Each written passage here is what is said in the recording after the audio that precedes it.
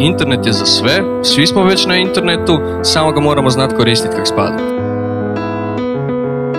Digitalne vještine će biti apsolutno presudne u budućnosti. Koliko god to bilo već zdravorazumski i logično, još uvijek većina to ne radi.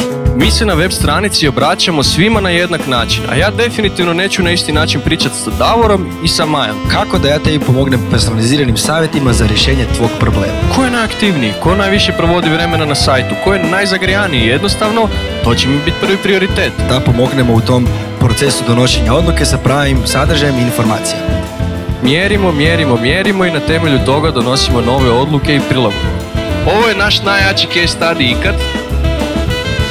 335 je uzorak web stranica koje smo analizirali i na temelju toga smo dobili jedan dobar uvid koje je stanje trenutačno u Hrvatskoj. Rezultat je ovakav. Ove stvari imati na svojoj web stranici više nije. Ovo je stvarno lagano za sve napraviti što je tu. I upravo je cilj akademije i svega da riješimo ovaj tu problem. U ovakvom sustavu marketinga ne može uspjeti svako poduzeće. Ne može uspjeti samo oni koji žele nešto prodati, nego mogu uspjeti oni koji žele dati neku vrijednost.